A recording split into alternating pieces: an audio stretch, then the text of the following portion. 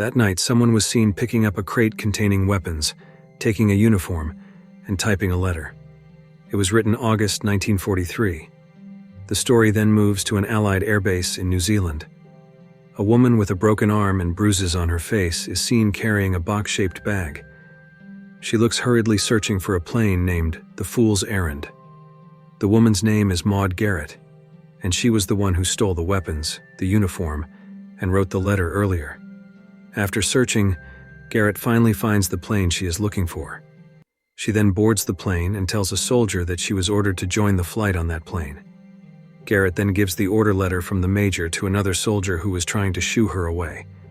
After checking the letter, the soldier hands it over to the captain. The crew starts to fuss about having a woman on their plane.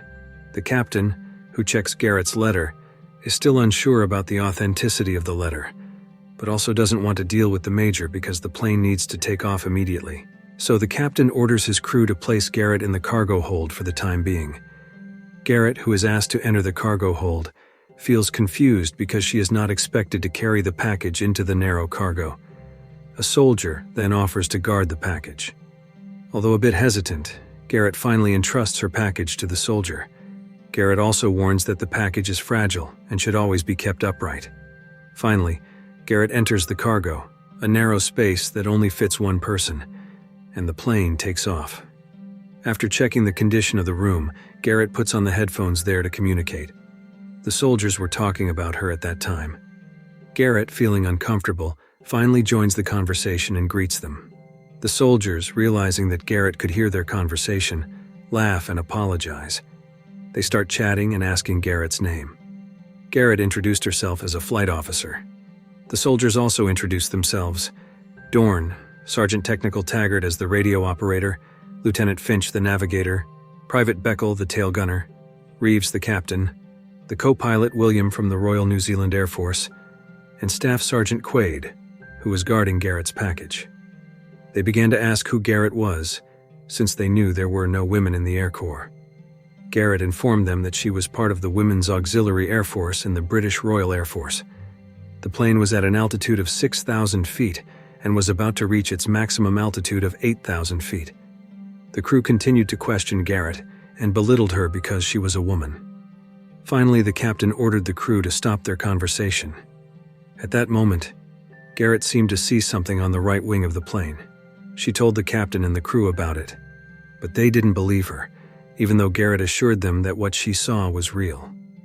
Eventually, the captain ordered Garrett to get out of the cargo, but unfortunately, the handle of the cargo door broke. Garrett told the captain about it. The captain and the crew were puzzled because the door handle was made of steel. Finally, the captain ordered a few people to help Garrett. Those who went down to the cargo to help Garrett up found it strange because many parts of the plane were loose and electrical wires were cut. They suspected Garrett had done it, but she denied it. Garrett began to panic and asked the crew to help her out of the cargo. The captain, annoyed by her frightened screams, cut the radio line and ordered the crew to leave Garrett in the cargo until she calmed down. Garrett, unable to do anything, was left alone in the cargo. At that moment, Garrett saw a Japanese plane and tried to communicate with the captain. Suddenly, a strange creature appeared, opening the cargo door right in front of Garrett. Garrett tried to hold the door, breaking her fingers in the process. With great effort, Garrett managed to drive the creature away with a pistol hidden in her arm sling, which was not actually broken. The crew, hearing the gunshot, reconnected the radio and asked Garrett if she was carrying a firearm without permission. Garrett said it was the sound of a bird hitting the plane. While the crew was still debating and doubting Garrett's story, Taggart told the captain that he had just received information from radio control that Garrett was not registered in the Women's Auxiliary Force. The captain ordered them to get Garrett out of the cargo for interrogation, but Garrett held the cargo door. At that moment, Garrett told the captain and the others that she saw a Japanese plane that would likely attack them soon. The captain and the crew didn't believe Garrett because the Japanese never flew at their altitude at that time. Since the captain and others didn't believe her, Garrett was forced to take control of the gun in the cargo to shoot the Japanese plane that was approaching. The captain and the crew were surprised because what Garrett said turned out to be true, and also because Garrett could shoot the Japanese plane from quite a distance. The fact that Garrett's accent changed from British to American made them even more shocked and suspicious about who Garrett really was. Garrett assured them that she was not an enemy agent. Garrett saw the creature again.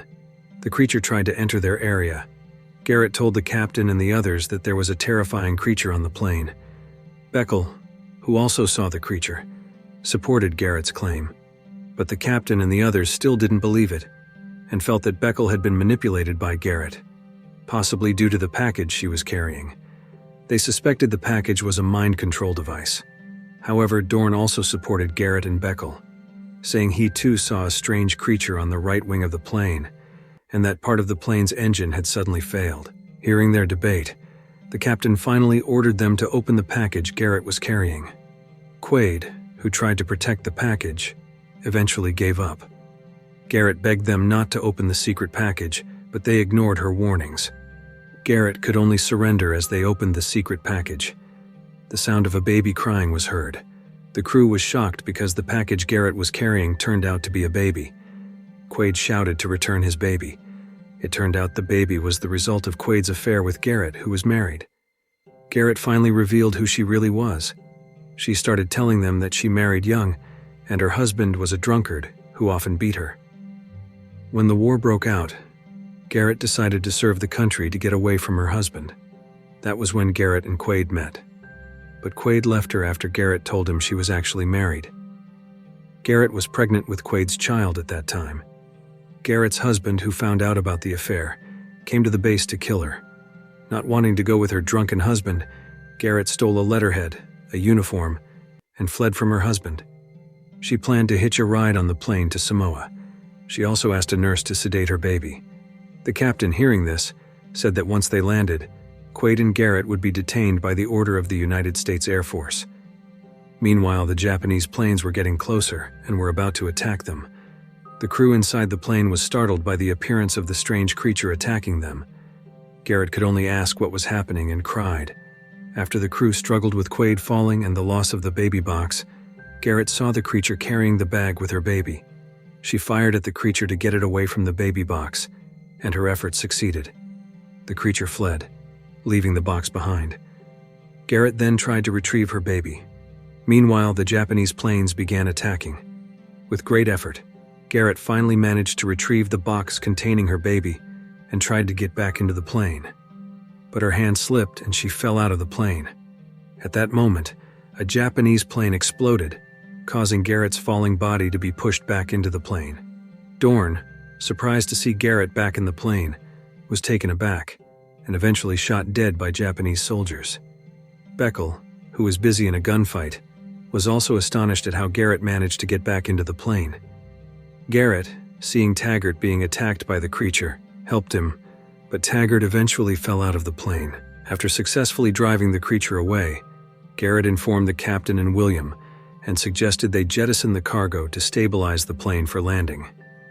At that moment, the Japanese planes started shooting at them. The captain was killed by gunfire while William was only injured. Garrett told William that the only way they could survive was to make an emergency landing. Garrett informed Finch that the plane would make an emergency landing, but Finch, thinking Garrett was joking, was shot dead by a Japanese plane. Quaid, who turned out to be still alive, extended his hand to help the shocked Garrett get up. Meanwhile, the creature returned to the plane and attacked Beckel. Garrett, seeing this, helped Beckel and finally managed to shoot down the creature. The Japanese planes then came back to attack them. After successfully shooting down the Japanese planes, Garrett went to the cockpit and asked William to land the plane by following her directions. They eventually managed to make an emergency landing. Garrett, Quaid, William and Beckel finally survived after escaping the exploding plane, and the Japanese soldiers were all dead. Quaid eventually apologized to Garrett for leaving her. He admitted that all he needed was Garrett and their child. As Quaid knelt down, intending to propose to Garrett, the creature suddenly reappeared, grabbing the bag containing the baby from Quaid. Garrett ran after it and fought the creature that took her baby. After retrieving the baby and entrusting it to Quaid, Garrett pursued the creature again, which appeared frightened and tried to flee. After a fierce fight, Garrett managed to defeat and kill the creature while the others watched. The baby cried but finally quieted down after Garrett nursed her. And the film ends. If you like this video, don't forget to subscribe. Because by subscribing, you have supported me to make better videos. See you in the next video.